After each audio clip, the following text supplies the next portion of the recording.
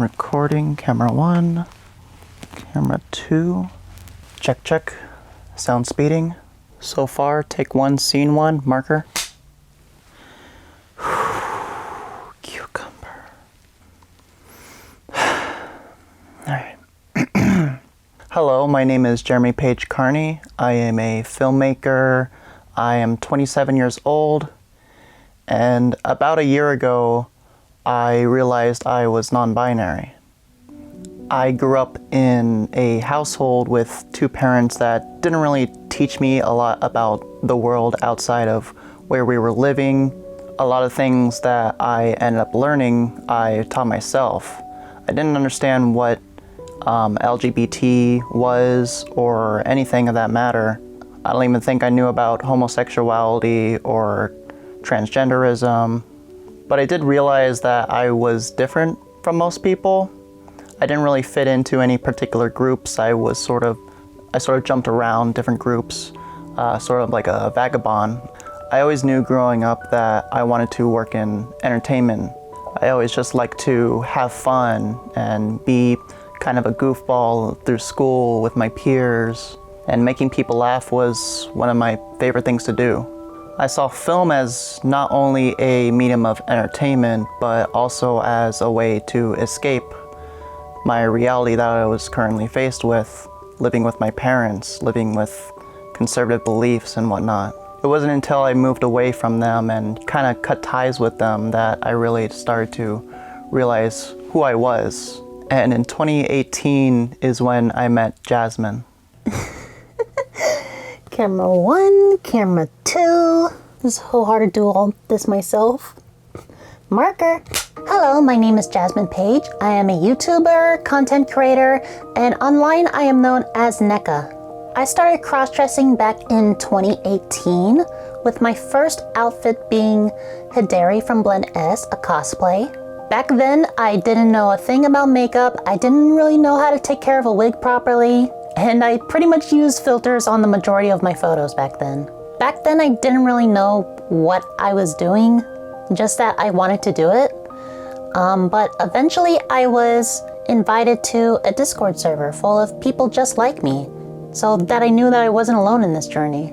My name is Blondie Rocks. I am a streamer on Twitch. I like to drink every Monday and Friday. And sometimes if I have like a creative spurt, I create like YouTube videos. My name is Nano. I'm mostly known for my online NSFW stuff, but I do a lot of YouTube and some live streaming. I was always inspired by content creators on platforms such as YouTube. Just the creativity that it bred was so inspiring for me. So I always knew that I wanted to be online as somewhat of an influencer. So when I began cross-dressing, I came up with the name NECA, which derives from the Japanese term nekama, which basically means a boy who pretends to be a girl online or acts like a girl. At the time, I thought the name suited me quite well because I was a boy dressing as a girl online. It just made sense to me. Over the years, and especially when I started doing YouTube videos, the name NECA kind of became a character of itself, an over-exaggeration of me, which I feel a lot of times content creators kind of fall into. So my platform has changed me by letting me express myself in a way that you can't really do in real life. For example, the way that I look right now with the wig and the ears and everything, it's not really a look that you would go for in real life. But when I put everything on, it lets me be like a more exaggerated version of myself. Normally when you start out, you're really trying to like figure out like your bearings and try to like see how people would react to you. I mean, I guess that's why I've done Omegle. Omegle for me was basically sort of like a starter ground when it came to like my skills, my female presenting skills, because I used to be in quite a few maid cafes where I was the only guy there in a maid's outfit, and I guess I wanted to like pretty much like hone that skill for like any future convention endeavors that I've done. You do make I shouldn't say compromises, but you do make like little changes. In the end, probably along the way, you'll probably will make compromises depending on how things change. Normally, like when I started this, I wanted to have fun, right? And then as years and time goes by, you see a lot of people who are making a living out of this, and you think about it, like, oh, I want to really like do this for fun. That's all I want to do, just a side thing. But then you never really know. You sort of have like that thought, like, oh, hey, if I really tried hard at this, maybe I like doing this. Maybe I can make a career out of this. I've always been somewhat of a person of philosophy and idealism. Being your authentic self in front of other people rather than hiding behind something, cliche or something perhaps someone else made up. I feel like the death of an individual is trying to be someone you're not. And I feel like a lot of people end up falling down that rabbit hole. I don't express myself authentically because I feel like that would be another word for accurate, because this is just an over-exaggerating version of myself, because I don't go out in real life like this. But if you do meet me in real life, the way that I express myself, it's something similar to this, but probably more tame and more comfortable with the society I'm in or the group of people I'm in. Any beliefs that I have right now and like this expression, I'll usually carry that with me into real life. There's obviously genuine things about my channel, my content that I produce. I mean, it is still me. It's my voice. It's my face. Everything you see is unfiltered. I gotten so used to like NECA being on camera more than even my boy mode self. But sometimes it can be challenging. I have a long makeup routine. It takes about an hour, and that's just for makeup. It's not even counting shaving, showering beforehand, brushing my teeth, picking out outfits, putting on a wig. But in the end, I have fun doing it, and I am happy with how I look. I'm far from the best when it comes to putting on makeup, but it's a growing experience. I'm always improving. I've made a couple of documentaries in the past, but this is like the first one where I'm focusing solely on me, and it's really strange. I like to make films based around other people's experiences, other people's perspectives. So when coming up with the idea of this documentary, I hit a huge roadblock in the vision of it. I don't really create media to express myself as an identity. Usually when I open up to people, it's on a person-to-person basis. So going into this filmmaking process was very nerve-wracking for me. I've never really come out publicly with my face on either my YouTube channel or anywhere on social media. I never really posted both boy mode and girl mode in the same place. So it's a very different experience. But I feel like it's important to be authentic as an individual and showcase who I am, if only this once. This is a nightmare. I'm kind of afraid to eat this. Bon appetit. Bon appetit, I guess. It's not often that I'm very serious on my platform, aside from a few times. So the majority of my content is to be taken with just for the sake of entertainment. I always strive to be authentic as possible on my channel, although there is a slight dissonance playing as an over-exaggerated character of myself. You always see the YouTubers with the big reactions, the funnies and whatnot, and it's just not all the time me. Obviously, I like to make people laugh, I like to entertain, but there's always a slight disconnect that I have from me in real life and me on the videos. I don't know if you saw my stream, but I literally had the same crisis where there's two versions of me. There's this nano version, and then there's the real life version that is completely different. This is an over-exaggerated version of the real version of me. So last Friday, I had a breakdown saying there's just two versions of me, and I want to be able to express the real one. I want to be more vulnerable and more genuine with my audience. The reason why I came out on my stream to my audience is because I wanted to be able to do more content. And the only way I can do more content is by leaving my room. And I can't go out presenting like this because there's a lot of makeup, a lot of wig, there's like a filter on my face. Everything here is fake, and I would not be able to present this way in real life. So by taking off the wig and showing everybody what I actually look like most of the time, it allows people to be more comfortable with that. It's hard to be not authentic when you're under the influence. But then again, sometimes there are times where I OD, if I like OD, like meaning I overdo it to a point where some people think that it's like super real. Like hypothetically, like for an example, like if I do fan service, if I do like voices, if I make like not innocent jokes, provocative jokes, I feel like sometimes people may take it seriously, and then they continue to push that button to a point where it just annoys the shit out of me, because I'm not really like that. Right? It's just basically for their entertainment. Being on YouTube has really helped me come out, in a sense, to a lot of people, be more open with who I am, express myself more, and really it's just been like a major creative outlet. After graduating college, I didn't really have much to do. It's allowed me to express myself in ways that I didn't really think was possible, like in the past. It's been really freeing, but sometimes it's been a little demanding. Everyone hears YouTubers complaining about how the algorithm controls what viewers see and stuff, and I'm not one to really play up to numbers or algorithm, so it's very rare for me to actually set out and create something that I think will gain traction. But still, I strive my hardest to make something that I feel like would grab people's attention. And I always put my best efforts into my channel with the hopes that someone will find it entertaining or inspiring. Definitely a little more on the inspiring though. You do happen to have like a sense of freedom, I would say. So for me in particular, I would say I would not want to be like the greatest content creator in like the world, like compared to like everyone, but to make an okay living out of it would be very, very nice. And I think that it's great. It sort of like sets a goal for you. You know, you in a technical sense, you're basically your own boss, and that you've got a lot of thinking. And what's great about it is that, you know, there's also your creativity, so you're able to do things your way. I think online platforms are great for creativity, but there's often a line where reality becomes your new... Well, there's like a weird situation. I don't know how to describe it. If you spend too much time in like any sort of online group, I feel like some people get not brainwashed, but they kind of get stuck in this mindset that they carry with them into real life that may not translate the same.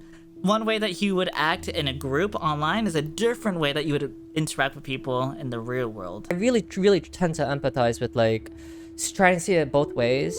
You know, you do have like, let's say, a feed, and then, you know, what it does, it provides you with convenience. Sometimes convenience can be great, but the more you indulge in it, the more it makes you a lazy person, right? It shows you things that you want to see. It plays upon your desires, your feelings, and then you know, what's the main idea? What's the main point of websites or like all these places? Advertisement things, you know, they want to show you the things that you want to see. If you happen to see those things, you're going to be on that website longer. And not only that, right? As I said, you got to look at it from a good perspective as well. They're showing you the things that you want to see. That's why some people could just like be on Twitter or like whoever, Instagram for like hours and hours. Like I'm a subject to that too. But as long as you realize that, I think it's great to like set yourself some self-awareness. That's why I feel like sometimes some people, they really need to go out and like see what life is like over there. But I'm not saying that no one does, but you know, that I guess I'm just speaking for that view. So an example of that would be, I don't want to get political, but for leftist people on the right are like the boogeyman. They're like the most scary thing in the world. But in reality, they're just people. They're just normal people. But when anyone hears the word Republican, they instantly think of the worst possible person. But in reality, they're just like you. Whether it be people triggering other people because they have different thoughts, and you only have like 150 characters to display that. It's very polarized. I think, you know, whoever has the biggest voice may get heard at some points, and like I just don't like the whole negativity about it. It's a distraction and just pits people against one another, and it's so ironic. Like, you know, you're supposed to be like utilizing this as a tool to like upgrade yourself, but then, you know, you find people fighting over like the most trivial things, and You know, it all just leads to like negativity, and then it shows a lot of people's ugly sides. Who knows who's like viewing on the internet? Who knows who stays on the internet like for the rest of their time? They get their news, they get their information. You know, people choose to believe where power resides. It's like a Game of Thrones quote, right? You know, people believe what they want to believe, and you know whether the thing is true or not, as long as someone says it in the internet, right? You sort of have like, you sort of relate towards it, right? And then you sort of like go down the rabbit hole, and then who knows if you're able to like discern whether this person who said this thing that you relate to is really something that you believe in. You know, that they're influencers on the internet. That's what they're called, influencers. They influence you. They tell you what you like, and who knows, maybe that's like the negative form of like parasocial relationships. Today online we see a lot more self-expression, and that's something I always strive to believe, to persevere through. I never want creativity and individuality to suddenly disappear in society, online. We definitely have more individuals expressing themselves in a way that is different from others. Personally, I think it's better to conform into a society than to be the nail that sticks out. Generally, I think it'd be safer to be able to blend in than do the opposite. I think it definitely has manifested more greater, like in terms of like what type of people are there on the internet. You know, you could be different in like so many different ways. And then, however, you still have people who like categorize people and put them into groups.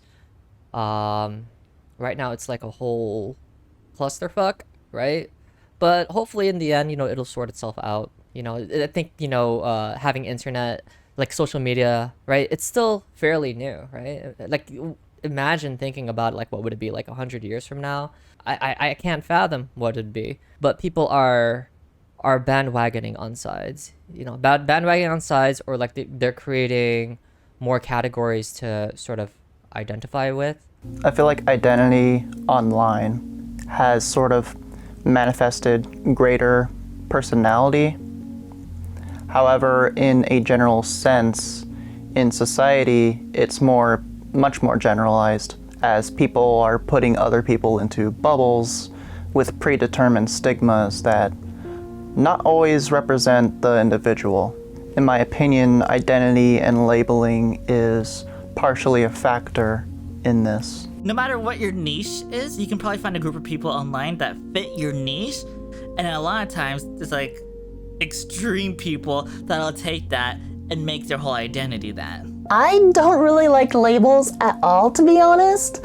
I don't like identifying as a boy all the time. I don't like identifying as a girl all the time. Femboy, crossdresser, these are all kind of buzzwords to me. They're there for the clicks on YouTube. Although non-binary is probably the closest that I resonate with at the time, to be honest, I'd rather be labeled as an anomaly.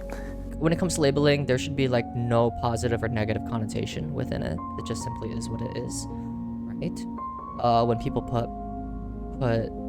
when they give the words too much meaning or pride, it can positively or negatively charged as well. I think classification, you know, just being able to, like just being able to identify, to make things simple and convenient are great.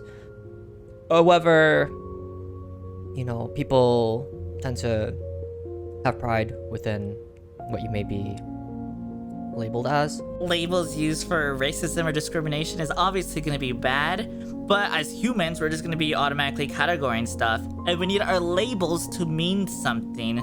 Every word should have a meaning, and when you open up the value of this word to be anything, it has no meaning. I understand from a psychological perspective that labeling is good for the human brain. However, it does lead to certain kinds of segregation, homophobia, racism. And having these things on a platform such as YouTube, Instagram, it can be detrimental for a creator. I would say that language changes all the time, so definitions and meanings change, right? But when it comes to labeling, I feel like it should be neutral in terms of like, you know, saying what things are and not having them supercharged, because a lot of people can get really angry or not angry from what they may be labeled as. You know, I'm not happy when people call me an asshole. I'm more identify as a bitch sometimes, like, but no one's gonna get it right. A lot of people online believe in self-ID, which means you say what you are, which I don't like. I'm under the impression that you are what you do. For example, if you wanted to be handsome, you would do things that would make you more handsome. If you wanted to be smart, you would do stuff that would make you more smart. You can't just say that you're smart and not be smart. And that goes into like a lot of controversial stuff like gender and stuff, gender expression. And I think people that say you can be whatever you want to be just because you say it, I think that's really bad, just because it makes it lose its value. It makes words lose its value, if that makes sense. It's like, pick which bubble you're gonna be in. You can say you do all of these things. You can be an individual, but your individualism sometimes doesn't go out. It's more of like grouped in with an easy relative party to say what you are, and then from that point, people, as if one person says that you're a part of a certain group but that you're not part of, then who's the internet gonna believe or anything like that? It's you're allowed to be yourself more, right? But it's more convenient for people to just put you in a box. Whether it's people want to think that they're always right and want to be able to tell you what these definitions are, like what is a man, what is a woman, right? That definitely, like, and I'm telling you, like, language changes. Being a man and woman probably wasn't the same thing as it is right now. Individuality is just so important to me. So bringing labels to a particular person doesn't really do the person justice. I definitely don't see myself as a label or a specific identity. I see me as me. That's just it. From The Incredibles, there's a quote where, if everyone is super, then nobody is. If everybody is the same, then nobody's different. In the beginning, it was somewhat difficult to come out. At the time, I was dating someone, and they had very conservative views on a lot of things. Of course, me coming out as a crossdresser at the time really ruined the relationship in several ways. I actually stopped dressing up for about a year after that. And it was a really difficult, dark time for me. And I never really want to relive that. That was back in 2019, when I still consider myself just a boy in girls' clothes. Nowadays, since last year, I've come out as non-binary with myself. And to be honest, I've been much more confident. I already had to take the steps of coming out as a crossdresser, but coming out as non-binary isn't that much of a big deal to me. Just because I fall under a different label now doesn't necessarily mean I'm any different. Like, I'm still me. In fact, I'm probably even more closer to me than I've ever been. Lately, I've been more comfortable in coming out as a non-binary person in my social groups and my personal life. And it's been very freeing as someone like me who's always kind of shut off the majority of their personality, not to discomfort anyone. I still get that. I still have that sense every now and then, but it's much less frequent, and I have to say that I'm much happier than I have been. Coming out as trans was difficult just because I wanted my close family to still like me for who I am. Other family members, I don't really care because I don't need them in my life. And if they find out who I am, that's great. If they don't, then who cares? Because they don't add anything to my life. One important lesson that I figured out is just because somebody is your family, it doesn't mean that you have to stick with them 100%. They could be the meanest person in the world, and if they are, you can drop them. If you're able to, take them out of your life. I'd say my family definitely knows what I do, which is like perfectly fine. I remember showing my mom the first $8 I made out of YouTube. And then, like, to be honest with you, I think it was just a thing, because she knows I've done Maid Cafe, I've done all of these things, right? My relatives and everything. They know I do this. I remember like releasing my Blondie Blondie video like a year ago, and then my cousin was like, "Yo, I saw your Blondie Blondie video." I'm like, "Oh, really? Holy shit! Wow, I didn't know that you like still watching." Like, "Yeah, man, I'm just here to like show support and shit." I'm like, "Ah, I appreciate it, bro." Like it's like one of the nicest things that my relatives ever said to me. It was my cousin. But yeah, normally, like, we all do what we normally do. We're here to have fun. And yeah, we just keep it as is. My grandmother, she's a little bit, big on it, old school, old fashioned, and stuff like that. But she doesn't. I empathize like where she comes from, and I don't press it or force it upon any of those things. I'm very fortunate. Like, but I do keep it separate. You know what I mean? Just to like pay homage and respect. Then I wouldn't want to spend so much time like going out like this.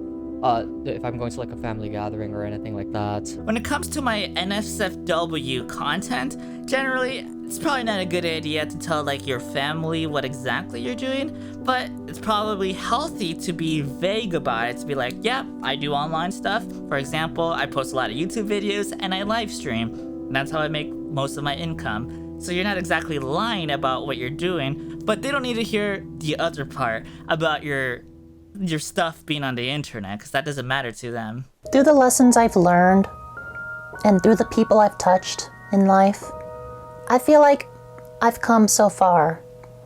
And yet, at this moment, I feel like I still have so far to go. The most important thing that I took away from my whole experience, my whole journey so far, is that you're never alone. Every single one of us are unique. And although we may have differing ideals or similar ideals to one another, it doesn't change the fact that we're all human. And humans should be able to express themselves how they want to be. I'm not as timid to go out in public as this anymore, like I used to.